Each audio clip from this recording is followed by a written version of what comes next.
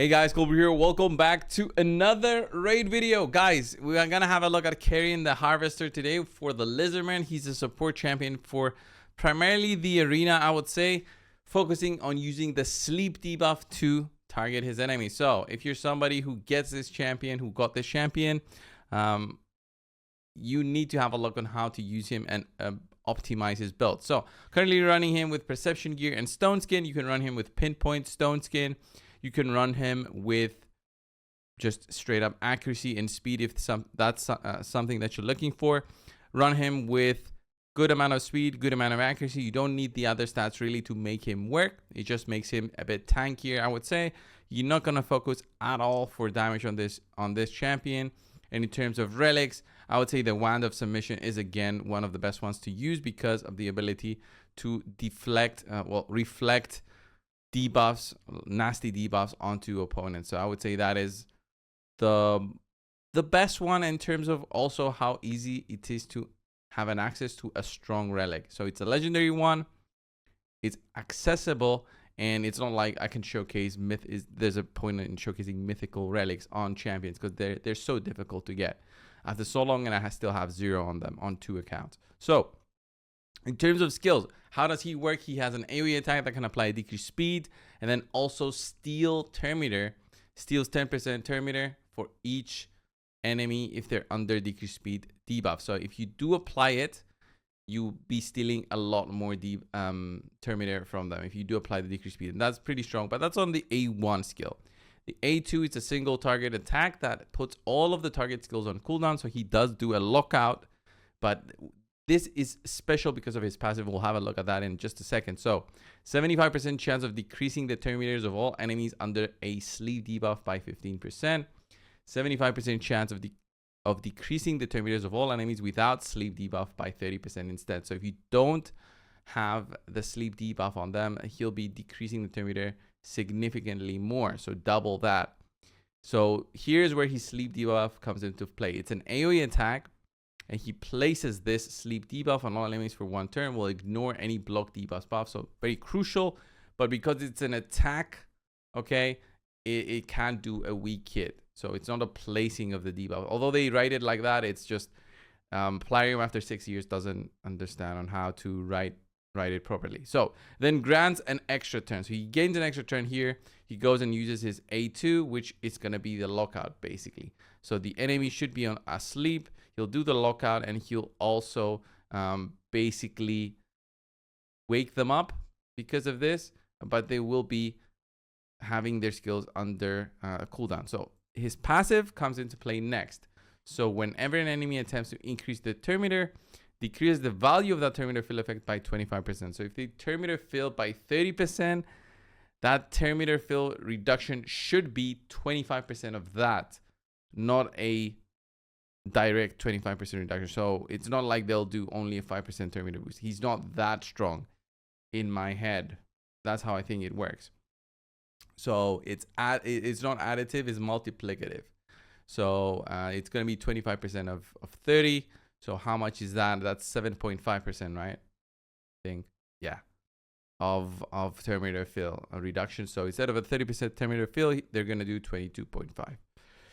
Big numbers. So whenever a sleep debuff is removed or expires on a target, instantly activates the Thresh Master skill on that target. So what is this active effect? Basically, if an enemy wakes up, he'll use his A2 skill, which is a lockout skill, on that target.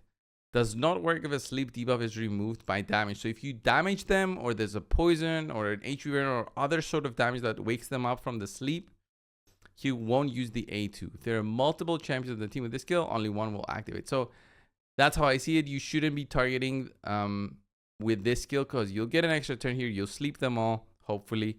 You'll use this to lock out somebody who's important, but you don't want to be using this skill on somebody that you want him to wake up from the sleep, okay?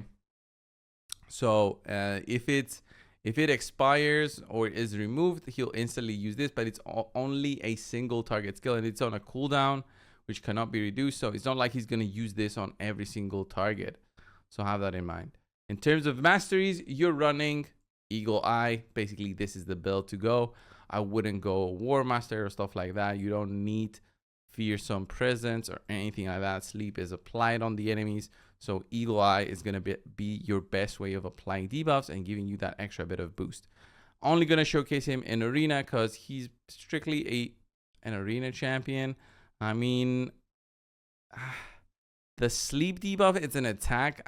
You can use him on Sand Devil, I guess, but not really because he's magic.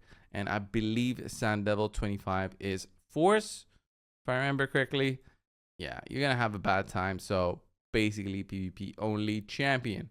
So let's have a look at the arenas. So let's have a look at one of the scenarios that you'll use Kerin, okay? It's going to be basically looking at the enemies with the sleep, the block debuffs. If enemies have it, you won't care. You'll still be able to sleep them.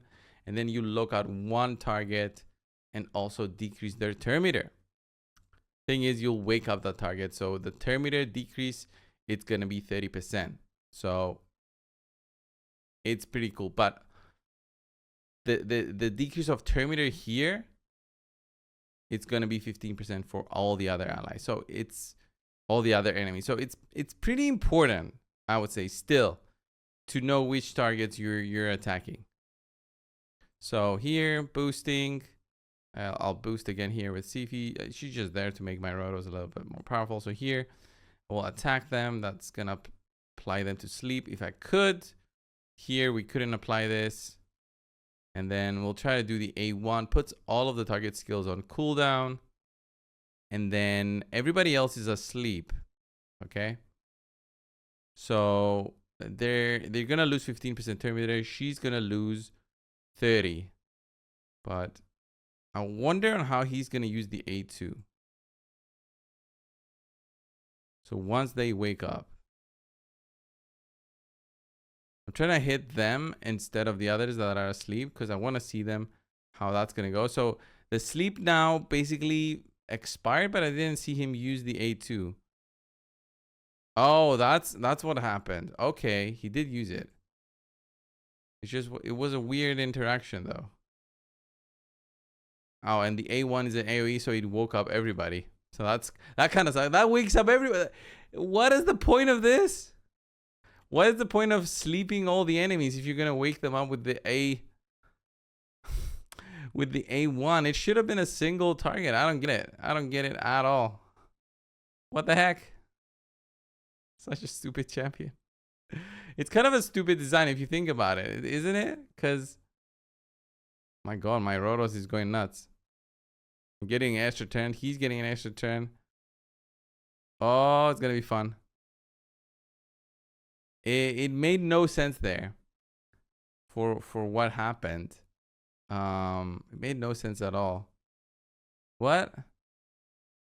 Like against Marius, you're just gonna kill yourself because Marius, the way that he works is he's immune to turn meter reduction. Whenever an enemy attempts to decrease the turn meter, he counterattacks. So you're gonna have a bad time facing Marius with this champion because he's just decreasing turn meter all the time. So probably gonna face that right now. If I do this. So here,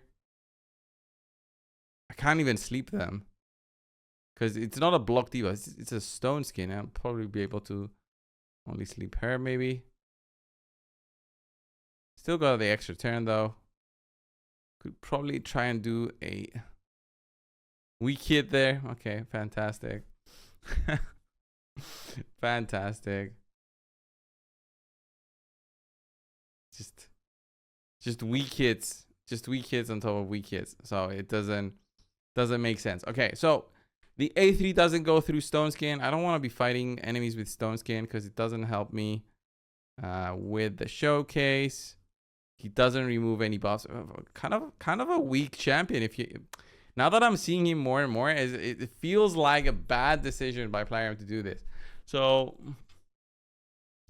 I don't know, guys. I don't know what to say about this champ just yet. So here we do this. We can't do it on Yumiko.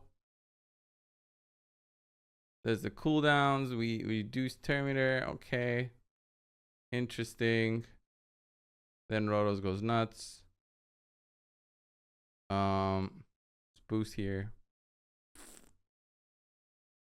So here I have to use the A1, so that wakes him up.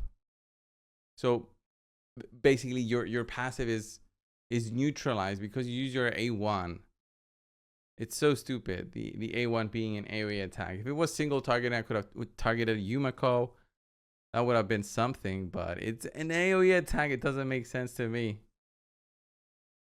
It feels like this champion has zero use. I mean, the sleep is nice in theory. You can lock somebody out, but it feels I have to force myself to use this champion, basically.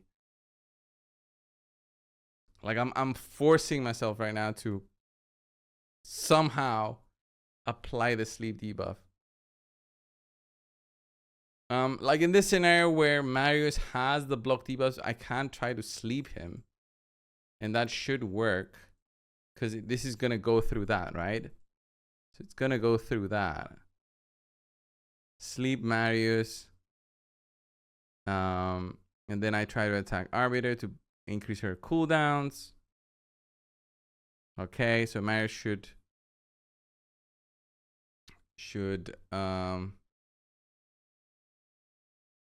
yeah, I don't want to attack Marius. I want to see him lose his turn because of the sleep.